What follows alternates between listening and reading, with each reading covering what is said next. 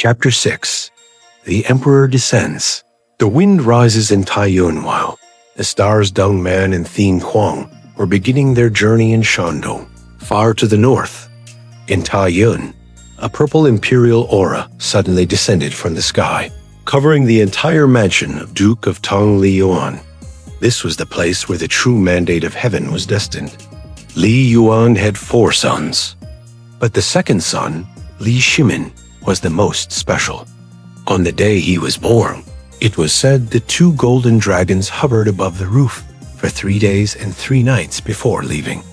When he was a child, a strange Taoist priest passed by the palace and exclaimed in surprise when he saw Li Shimin, Taoist priest, in a low, mysterious voice. Strange, strange. This young man's eyes are as bright as stars, and between his eyebrows, there is a hidden dragon shape. This is not the appearance of an ordinary person, but the appearance of a founding emperor. This boy is the descendant of the purple star, carrying the mandate of heaven on his shoulders to turn the world around. Li Yuan was both happy and afraid when he heard this, and quickly invited the Taoist priest inside, but he just shook his head and smiled before disappearing. From then on, Li Yuan devoted himself to teaching Li Shimin, and he did not disappoint his father. At only 18 years old, Li Shimin was already well-versed in both literature and martial arts, had extraordinary strategy, and had a temperament that made all the heroes and great men in the world admire him. One afternoon, while practicing swordsmanship in the courtyard, Li Shimin met a dismissed official who was imprisoned in Jinyang named Liu Wenjing. He did not hesitate to visit this person in prison. Liu Wenjing looked at the young man in front of him, his eyes shining. Liu Wenjing, in a voice full of urgency and wisdom, "Second young master, you did not come here just to visit a prisoner, did you?" Liu Shimin, in a calm voice, but full of authority. "Brother Liu is a talented person. I have come to ask for advice. Now the world is in chaos. Demons are rampant. The Sui Dynasty has lost the mandate of heaven. According to you, what should we do?" Liu Wenjing seemed to have found a soulmate and immediately devised a plan that shook the heavens and the earth. Liu Wenjing, the time has come. The emperor is still intoxicated in Jiangdu, and heroes from all over the country are rising like bees. Duke Tang is holding tens of thousands of soldiers in Taiyuan, a strategic position. If we raise high the flag of eliminating violence for the people, capture Chang'an, and call upon the world, then in less than half a year, the great cause can be accomplished. Li Shimin's eyes flashed. He clenched his fists. Li Shimin, Big Brother said exactly what I thought about every night.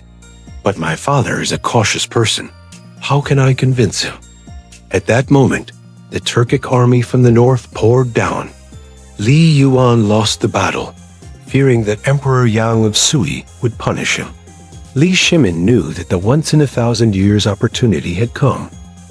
He went straight to his father's study. "Li Shimin, father, the situation is critical. If we advance, we will be attacked by the enemy. If we retreat, the king will suspect us. We have no way back. There is only one way to live, which is to raise an army, save ourselves, save all our families." Li Shimin was furious, banged on the table and shouted, "Li Yuan, rebellious son, how dare you say such rebellious words?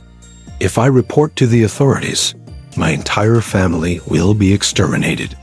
Li Shimin was not afraid at all. He knelt down, raised his head high, his eyes resolute. "Li Shimin, I'm not afraid of death. I'm only afraid that we will die senselessly at the hands of a cruel tyrant. Father, please be decisive. This is the will of heaven, not mine." His son's sharp words struck Li Yuan's heart like thunder. After a sleepless night, he looked at his extraordinary son and sighed. "Li Yuan, all right. Whether the family is destroyed and the people die, or the family turns into a country, it all depends on me. A decision has been made. The wind in Taiyuan has officially risen, preparing to sweep away an entire dynasty. The flag of righteousness. Liu Yang, blood and fire. Heroes confront each other. Tang Dynasty flag in 617 in Taiyuan. Li Yuan officially raised the flag of uprising in the name of supporting the Sui prince and eliminating traitors. But everyone knew this was the beginning of his career. His second son, Li Shimin, not yet 20 years old, was already more strategic than others, had strict military laws, and the soldiers were all convinced. Qin Shubao, Cheng Xiaojin, and many heroes gathered under the flag. The war drums shook the sky, and the momentum was like a tidal wave. Wang Shikong held Liu Yang. The news of the Tang uprising spread far and wide, and Wang Shikong in Liu Yang became angry, calling himself a loyal minister protecting the country, vowing not to let the Li family grow stronger. He gathered troops, built high walls, and had many generals to support the war. Among them, especially Dan Zhongxin, who had sworn brotherhood with Qin Shubao and Cheng Zhujin in the past.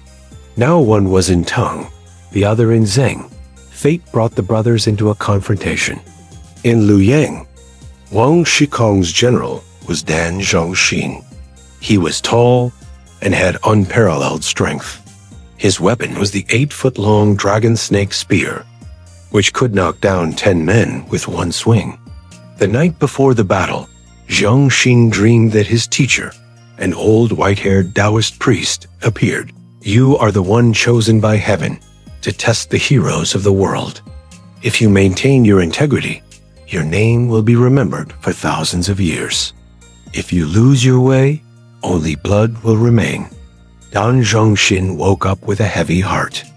But the situation forced him to follow Wang Shikong, because he had received the reward of supporting his army. In the north, in a small clash at Hulao Pass, a brave general appeared, Yu Qi-gong.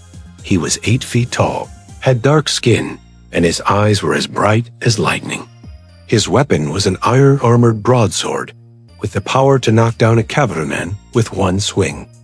Legend has it that Yu Qi-gong was the son of a fallen star and was raised by a Taoist priest from the northwest, who taught him how to absorb the essence of heaven and earth to increase his strength. Therefore, he could fight hundreds of rounds a day without getting tired. Yu Qi-gong did not follow Tang at first, but when he heard of Qin Shubao and Cheng Xiaojin, he came to challenge them. Chapter 7. The Birth of the Golden-Winged Bird, a divine hammer that shocks the world. But among Li Yuan's sons, there was another person, an existence that was beyond common sense. That was the third son, Li Yuanba. He was not a celestial being descended to earth, but one of the most powerful divine beasts in the heavens, the golden-winged eagle. Because he had committed the sin of fighting with a guardian dragon, the golden-winged bird was banished by Buddha to the mortal world to be reincarnated as Li Yuan's son to atone for his sins. Li Yuanba was born with a small, weak body, but possessed divine power.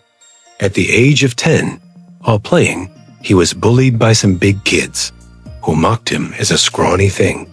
Li Yuanba was furious, ran to the stone lion weighing 10,000 pounds in front of the palace gate, easily lifted it up with one hand, and threw it several meters away. Everyone who saw it was terrified, and from then on, no one dared to tease him anymore. Li Yuanba's strength grew stronger and stronger, but his mind remained like that of a child. Li Yuan was worried, so he invited a Taoist priest from the mountain to teach him. This Taoist priest was Li Yuanba's master in his previous life, following the Buddha's order to come down to earth to guide him. He did not teach him literature or poetry, but led him into a mountain cave, pointing to a pair of giant pitch-black iron hammers. Taoist priest, Yuanba, this is your weapon. It was forged from 2 meteorites that fell to earth, weighing 800 pounds. Please pick it up. Li Yuanba stepped forward, picked up the pair of hammers as lightly as holding 2 toys, He danced a few times, the wind whistled, and the surrounding rocks cracked. Li Yuanba, in a naive voice, "Master, it's too light. Is there anything heavier?" The Taoist priest smiled, took out 2 golden talismans from his sleeve, and stuck them on the pair of hammers. The pair of hammers immediately emitted a dazzling golden light, turning into a bright yellow color. Taoist, this is the thunderclap golden hammer. I have used magic to seal the power of thunder into it. From now on, it will be your weapon. But remember what I told you. You came to Earth to assist your second brother in suppressing demons.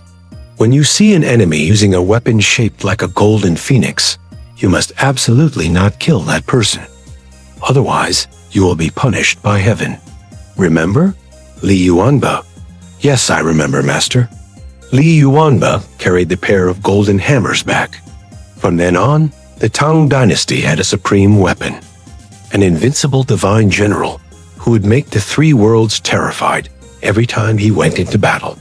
The battle for the world now had all the elements: a divine strategist, loyal divine generals, a powerful and lucky demon king, and a true mandate of heaven. All were just waiting for an east wind to flare up into a firestorm. Wang Shikong holds Luyang.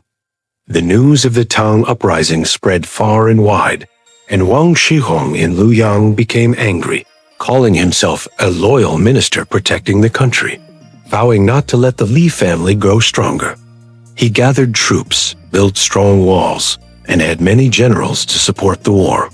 Among them, especially Dan Zhongxin, who had sworn brotherhood with Qin Shubao and Sheng Shoujin. Now one was in Tang, the other in Zheng. Fate brought the brothers into confrontation. Chapter 8. White Dragon meets martial song. Heroes compete after saying goodbye to Dan Zhongxin. Qin Shubao's heart became more steadfast. He rode his horse back to his hometown, but the fateful road led him through the land of Beiping. La Yi was a loyal general of the Sui dynasty, but he had a son named La Sheng, a young spear genius, whom heaven had destined to be the descendant of the White Dragon. Since childhood, La Sheng had been taught the 100 birds paying the phoenix spear by a strange person on the snowy mountains, a divine spear technique with unpredictable variations. Hearing that his famous cousin Qin Shubao was passing by, the young man's pride rose. He wanted to compete once to see who was better, his spear technique or his cousin's simple technique. Le Cheng wore a white robe, rode a white horse, and held the 100 birds paying the phoenix spear in his hand, blocking Qin Shubao's path. La Fan. Clear voice, somewhat arrogant. Little brother is La Fan. I have heard of cousin Tan for a long time. Today, I have the opportunity to meet. I would like to ask for a few lessons. Tan Thuc Bao looked at his handsome and extraordinary cousin, with the aura of a dragon flying in the clouds, secretly praising him in his heart, but still gently replied. Tan Thuc Bao. Calm, tolerant voice. Little brother La, we are family. Why do we have to use swords and spears? I still have official business. I will see you another time. La Fan shook his head. The tip of his spear pointed straight ahead, a cold chill emanating. La Fan. No way. Today you will not let me broaden my horizons. I will absolutely not let you go. Knowing that he could not refuse, Tan Thuc Bao had no choice but to get off his horse. The 2 heroes, 2 celestial generals descending to the world, stood facing each other in the middle of the deserted road. The competition began. The background music became dramatic, a sound of weapons clashing. La Fan made the first move. The spear in his hand danced, as fast as lightning, from a spear tip transformed into hundreds of thousands of spear shadows, like a flock of phoenixes flying, carrying the cold air of the North Sea, attacking Qin Shubao from all sides. Ordinary people would only see a dizzying sight, unable to distinguish what was real and what was fake. But Qin Shubao was the martial song star lord. his eyes saw through all illusions. He was not in a hurry. The pair of golden swords in his hand danced steadily, as steady as a rock. Each sword strike emitted a straight golden light, not flashy, but blocked right at the tip of Luo Cheng's real spear. Kang! Kang! Kang! Kang! The sound of metal clashing was deafening. The golden light of the swords and the cold air of the spear clashed, creating a hazy mist around them. The two fought for more than 100 rounds without a clear winner. Luo Cheng became more and more terrified as he fought. He did not expect his cousin's martial arts to be so profound. In his anger, he shouted loudly, using his final move, his strongest technique. La Cheng, brother, be careful. Return horse spear. He pretended to lose, turned his horse, and ran away. When Qin Shubao chased after him, La Cheng suddenly turned around. The spear in his hand was like a white dragon from underwater stabbing upwards, a dangerous and fatal move. But Qin Shubao had experience in the battlefield. He anticipated this move, immediately used a family martial art move, dodged the side, and at the same time used the handle of the spear to strongly hit the spear body. Lei Cheng lost his balance and fell off his horse. Qin Shubao immediately retracted his stance, jumped forward to support his brother. La Cheng stood up, his face red.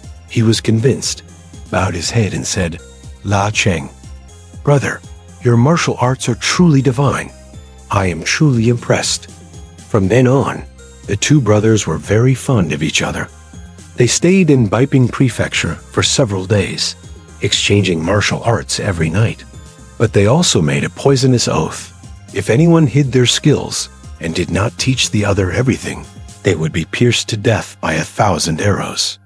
That oath, in the moment of their reunion, no one expected that it would be a prophecy for the tragedy that would follow.